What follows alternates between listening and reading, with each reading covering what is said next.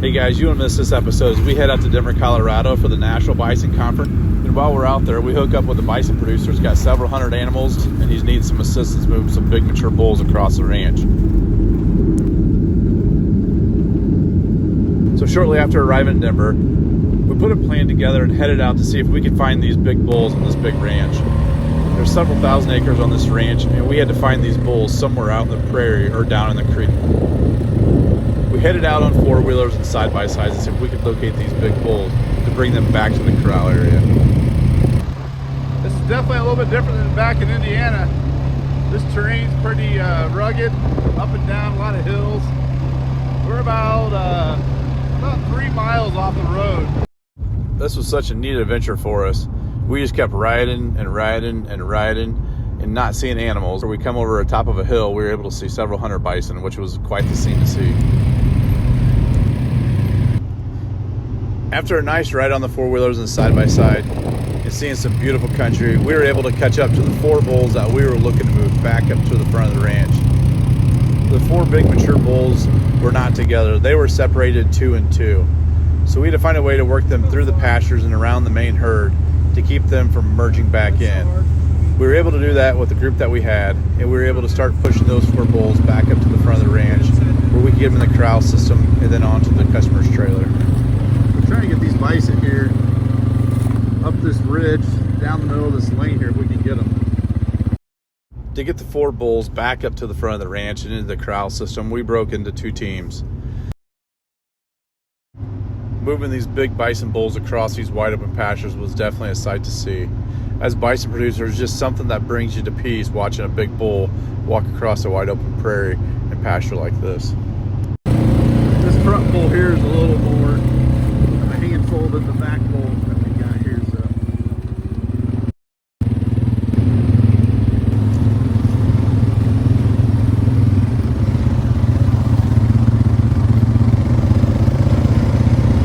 There's a gate just on the other side of this hill that we're going to be moving these bison through. These 2 big mature bulls are well over 2,000 pounds each. And even though they're that big, they can still run over 35 miles an hour and still have great jumping capabilities. So making sure that we keep them low stress and keep them moving in the direction we want is key. And part of that is staying behind them and just making sure that we give them the space that they want. With that, we'll have success and we can get them back up to the front. As you can see here in the video, there was some terrain that we had to move these bulls through that made it difficult, through the creeks and through some tree lines, but we were able to stay behind them and keep them moving in the direction we wanted.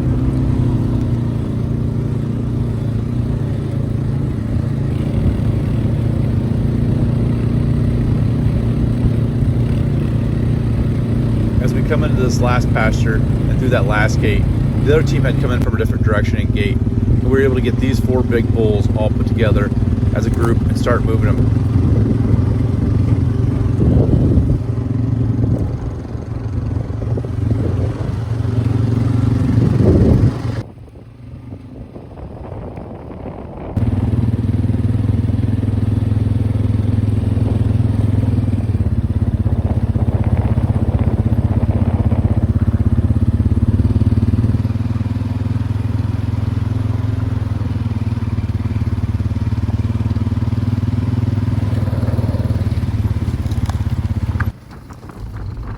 As you can see in the video, as these 4 big bulls come together as a group, they were ready to go. They definitely were not having snow melting at their feet, which was good because we needed to make up some time before the customer got there. He was on his way, he would be there shortly. To get these 4 big guys up to the front of the corral, things had to go just as planned.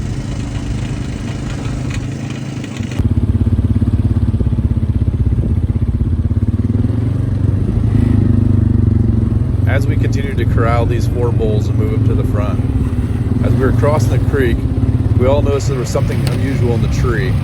As we got closer, we observed it was a porcupine. That's something you don't see ever in Indiana, but it was definitely neat to see. We've seen several of them as we were moving the bison through this creek area.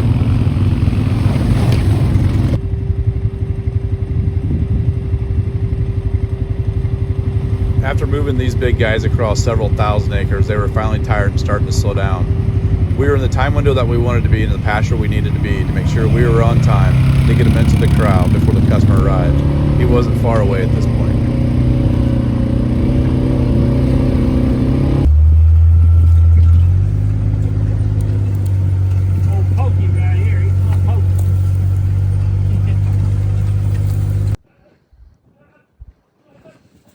As you can see, we were able to get the bulls into the corral and working system. Next, we had to set our gates, back the trailer up, and get these big guys on the trailer. This working system and corral design was great. Something we're going to take back to see if we can improve our working system back in Indiana. These bulls went onto the trailer easy and made for a great loadout.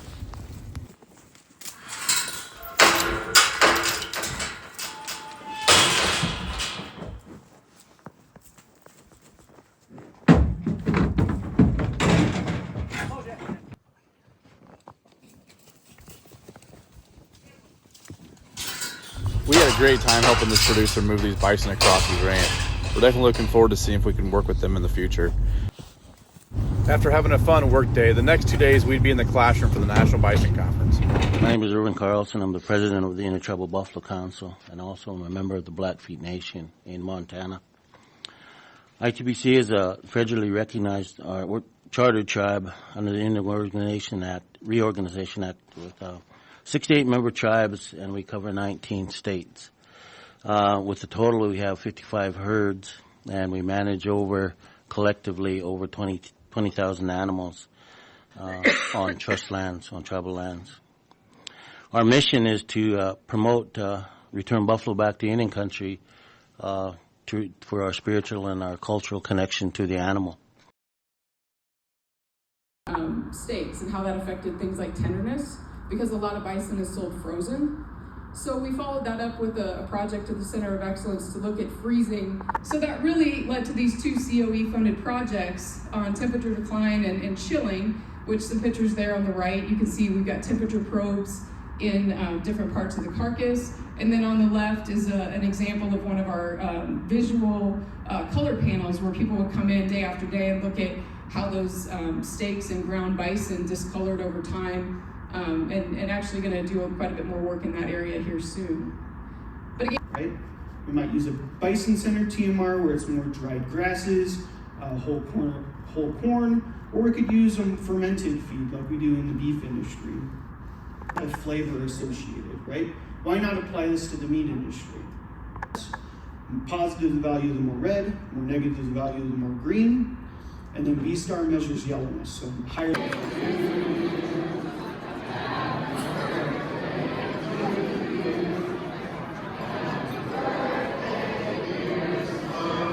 Piece of work right now, the White Oaks Bison Farm. This is a canvas close-up bison and 3 8-stick tigers. You took this picture. Oh boy. All right, ladies and gentlemen, pay attention here. Beautiful donation for this nice young man. Give me $500 for. $500 in. 100 gold. 100 1 quarter. I 100 and a quarter. I'm half hanging here. 1 and a quarter. 1 and a half. 75. 150. 175. 150 here now. 175. 150. 190. $200. Let's go. 2 and a quarter. 2 and a quarter. Half. 2 and a half. 75. 3. 3 quarter. 75. 375. 375. 4. 8. 4. 4. 4. 75. 5. 5. Let's go. $500 on. 500. 500. This young man took this picture himself. $500. You could have. Come on, John. $500. $500. $500. 5. You get it? $500. 5. $500 here. I'm over here. 450. $500 on. 450 here. 500 there. So 450. You got it right here. Number 30. Number 30. Riker got the opportunity to help with one of the items that was donated by the Turner family for a weekend getaway to one of their most premier ranches. This was a rare opportunity and raised just a little over $20,000 for the National Bison Association. The last day of the conference is held at the National Western Stock Show in Denver, Colorado. This is an opportunity that producers have had to bring animals in from all across the United States and out of Canada. The animals will be auctioned off, and you'll see here on the video the high price bull that was sold this year. It comes from Wolverine Bison. The National Western Stock Show is held every year for 16 days in January. It sits on 250 acres and sees over 700,000 people in those 16 days. It's always neat to see the top producing animals all across the United States come to one location to compete. And every year the Gold Trophy Show is held for the bison, which brings in top producers from all across the country and from Canada as well. The H.W. Hutchinson Family Stockyard Event Center is where the Gold Trophy Show is held every year for the National Bison Association.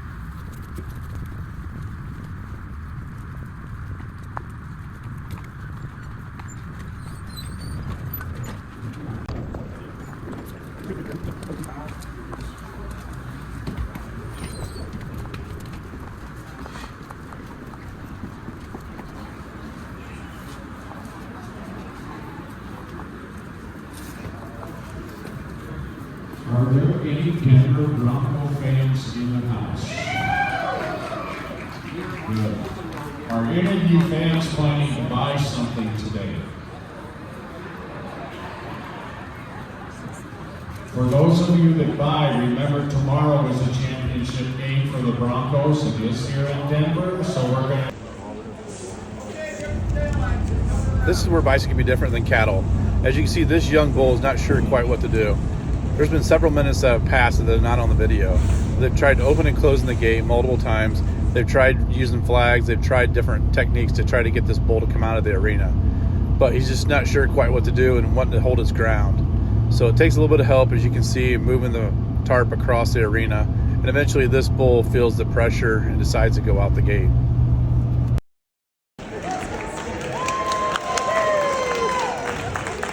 Bid $28,000, 20. I don't think I'd be talking to that. 28.9. Bid $29,000, 29, 29, 28 or 9, bid to 9, 28 or 9, now 30. Bid to $30,000, bid 30, 30, 29, bid to $30,000, bid 30, bid 30, bid $30,000, bid 30, 29, bid to $30,000, bid 30, 30, 29, 5, 30. Bid to $30,000, bid 30,000, 30,000, 29, bid to 30, 30, now 1, 31. Bid to $31,000, 31, 31, 30, bid to 1, 31. $31, bid 31, 31, 30, bid to 1, $31,000, here bid 31 and 31 and 30, bid to 1, bid $31,000, anybody else, 31, 31, $30,000 now, 1, 31 and 31 and 31, bid $31,000, here bid 31, 31, 31, sold at 30,000, 30,000 on the internet. Kevin Lear out of North Dakota, the buyer. Thank you, Kevin. Heartland Bison up. Every year we enjoy catching up with friends that we've met over the years, bison producers from here in the United States and also into Canada. It's always nice to hear what's going on in other bison industries and what's going on within the market for bison. Talking to multiple bison producers, there's definitely one conversation that kept coming around, and that's the amount of animals that are available on the market. There is definitely a shortage in these animals, and the number is expected to be around 400,000 animals that are left in the United States at this time. With that being said, we're definitely going to be expanding our herd and definitely trying to keep back as many heifers as we possibly can and cows. That way we can replenish our herd and get the numbers up a little bit more for us back in Indiana. We had a lot of fun this past week and learned a lot. We're definitely going to be bringing some things back home that we've taken away from this conference. We also had the opportunity to sightsee, and here are some of the pictures that we obtained during the week while we were out there as well.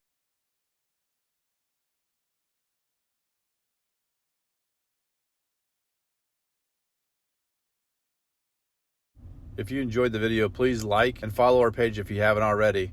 Until next time, keep up with the herd.